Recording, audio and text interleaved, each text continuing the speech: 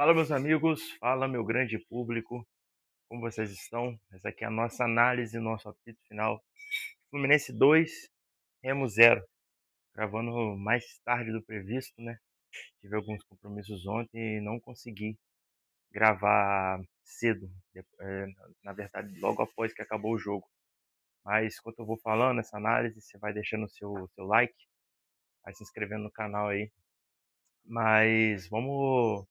A gente meio que tava com medo, beleza, que é aquele medo de pré-jogo. O Fluminense vindo de uma derrota, a gente não sabia como que o Fluminense iria estar para essa partida, iria vir para essa partida, se iria vir um time diferente do que a gente viu no domingo, ou seria o mesmo time que a gente viu no domingo, sabe? Mas a verdade é que foi basicamente o mesmo time que a gente viu no domingo, sabe? Porque a gente foi e jogou com um time que é totalmente inferior ao nosso.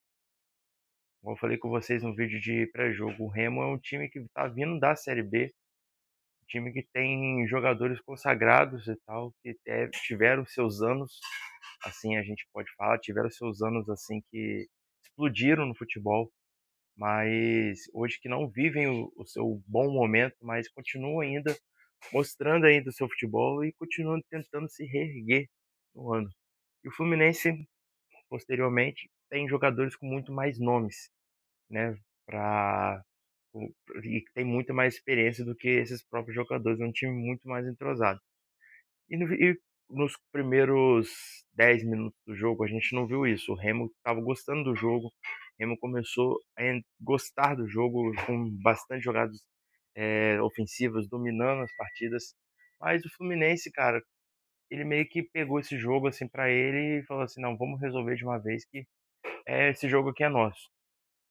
E parece que o Zubeldia, enfim, entendeu que o Savarino precisa ser titular do Fluminense. Com pouco tempo, a gente já viu que o Savarino e o Lúcio conversam muito bem entre eles. Tiveram muitas conexões de jogada entre eles ali. E com isso, vários passes, várias triangulações, eles trocando passes muito bem entre eles. E o John Kennedy tá só tendo um papel fixo, que é chegar lá para chutar e fazer o gol. O Canóbio só tendo um papel ali de apoiar na defesa e conseguir algumas escapadas ali na ponta direita para conseguir fazer jogadas ofensivas. E depois o Savarino e o Lúcio meio que falar assim: deixa esse jogo com a gente, que a gente vai pegar esse jogo aqui na nossa mão aqui e a gente vai conseguir essa vitória. E foi basicamente isso que aconteceu. Partida muito boa do Savarino, muito boa do Dilúcio Costa. E o Fluminense dominando a partida do início ao fim, sabe? E claro que a gente não pode tirar o mérito do Remo, que veio o jogo, fez o Fábio fazer defesas bem difíceis. Uma delas, aquela da cabeçada lá, parecia aquela cabeçada do. Lembrou muito na Copa do Mundo de Clubes, né? Que o Koulibaly cabeceou, quando ele tá jogando com o Hilal. O Koulibaly cabeceou e o Fábio catou lá no cantinho, lá no cantinho e tudo. E foi muito bom, porque é mais um jogo do Fluminense. Acho que essa é a quinta rodada. E a gente coloca primeira rodada Grêmio, segunda rodada. Qual que foi o time da segunda rodada? Bahia. A gente enfrentou Grêmio, Bahia, Botafogo, aí veio o Palmeiras e agora o Remo. A gente não sofreu, a gente só não sofreu gol justamente contra o Remo, né? E o Botafogo. Nesses 5 jogos, 2 jogos que a gente não sofreu gol e a gente dominando bem as partidas. E esse é o Fluminense que a gente quer ver. Ainda precisa de algumas mudanças para voltar o time a jogar bem, do jeito que a gente quer. O Freitas jogou uma partida boa, vamos concordar aqui, foi uma partida muito boa do Freitas hoje. Ontem, na verdade. Foi uma partida muito boa do Freitas. Porém, é contra o Remo, entendeu? Tem uma larga diferença de você jogar uma partida muito boa contra o Remo do que jogar uma partida muito boa contra um Vasco da Gama, contra um Flamengo, contra um Palmeiras. Que isso a gente viu o quanto que ele jogou mal, sabe? Muito me incomoda, porque ele joga um jogo desse, o Freitas, no caso, joga um jogo bom desse, e a sequência ele continua sendo titular e o Beldia meio que pensa assim, pô, vou continuar colocando o cara titular porque o cara tá jogando bem. sabe? E não é isso que a gente quer. Dos reforços, o único que não estreou foi o Midian, né? O único que não estreou. O Castilho chegou a jogar 90 minutos, teve uma chance ali de fazer um gol, mas. Nossa, mal barulhada aqui do lado, mas não tô interrompendo o raciocínio. É, mas, gente, tem que ter calma. Foi o primeiro jogo dele, 20 minutos jogando, tá, sabe? Precisa se adaptar bem no futebol brasileiro. É um cara que cada vez que entrar em campo, a gente vai saber como que vai ser um peso nas costas dele de suportar essa cancha aí de falar, eu sou o atacante mais caro da história do Fluminense, o jogador mais caro da história do Fluminense, e eu preciso resolver.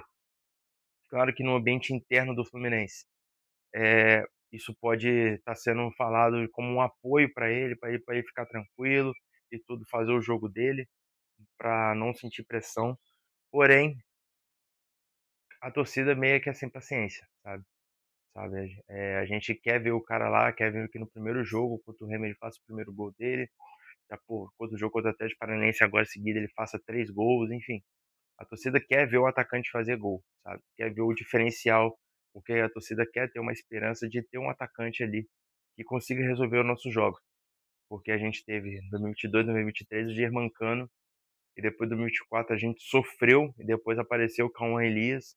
Em 2025 a gente já sabe a draga que foi com o Everaldo, e agora 2026 a gente começando o ano com o John Kennedy, tava bastante jogos sem fazer gol e fez o seu gol nesse jogo. Voltou a balançar as redes, uma jogada escorada ali. Ele só fez o trabalho de empurrar pro gol. E depois o segundo gol, assim, do gol do Canobi, muito bom o Canobi voltar também fazer gol. Uma jogada linda, né? A gente pode falar que foi uma jogada perfeita do Fluminense.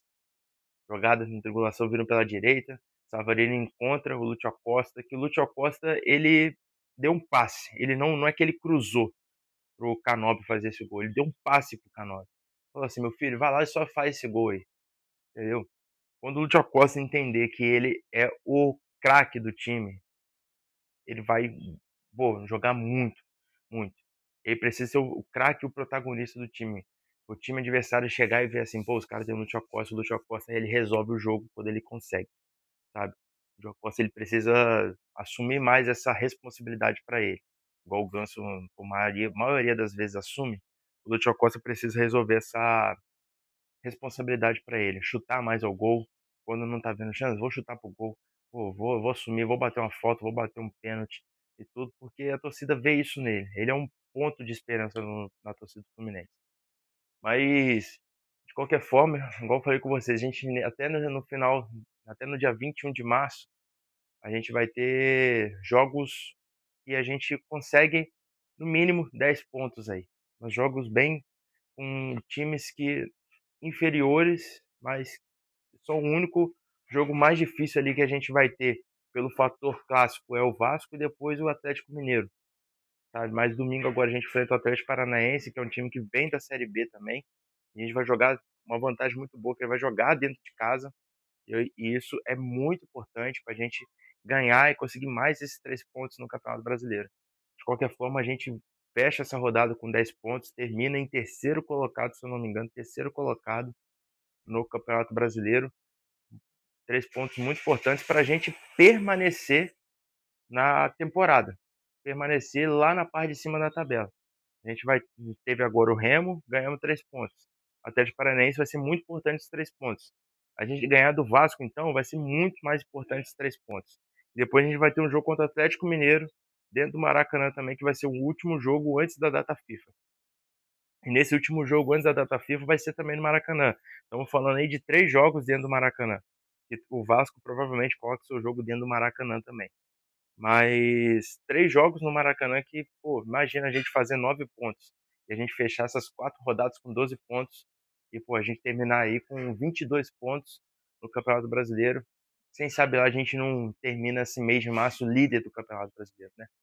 Mas é bom, foi boa essa vitória do Fluminense, ainda precisa resolver as posições. Hércules está voltando de lesão, não está jogando seu melhor futebol ainda, por estar na fase de pré-temporada, assim, entre aspas. sabe, mas quando o Alisson entrou, jogou o futebolzinho dele ali, mostrou um pouquinho. A zaga me preocupa ainda, sabe. O René e o Samuel Xavier fizeram uma partida boa, mas é igual eu falei com vocês, é contra o Remo. É diferente de você fazer uma partida boa contra o Remo do que você fazer uma partida muito boa contra o Palmeiras, fazer uma partida muito boa contra um Flamengo, contra o São Paulo que tá voando na temporada, totalmente diferente. Isso me assusta. E Guga e o Guilherme Arana, que são jogadores que estão pedindo passagem, precisam ter mais chances, né.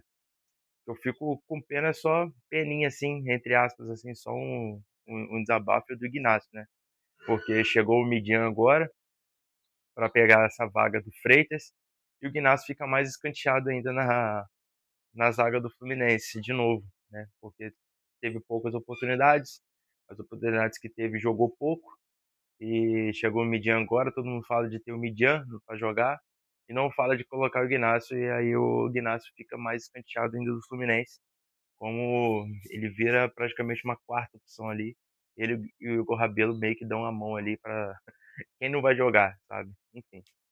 Mas vitória muito importante, agora foco no no domingo, focado no domingo para a gente conseguir mais 3 pontos. Vou lançar um vídeo ainda de resumo da rodada aí no canal, então fiquem ligados aí. Eu vou fazer um resumão de toda essa rodada aí, porque essa rodada foi de bastante jogos incríveis, assim, não que a gente não esperava que acontecesse, né. Acho que no meu pré-jogo que a gente fez aquele resumo lá, aquela simulação, acho que eu não acertei nenhum placar, mas foi uma rodada até boa para o Fluminense. É aquele rodada boa quando o Fluminense ganha sempre. Mas enfim, deixa seu like aí, se inscreve no canal, beleza? Esse aqui foi a nossa análise do apito final de Fluminense Remo 0, Fluminense 2 lá no estádio do Mangueirão. E bora para que bora. Se inscreve, comenta aí o que você achou do jogo também e deixa seu like. Tamo junto, galera. Valeu.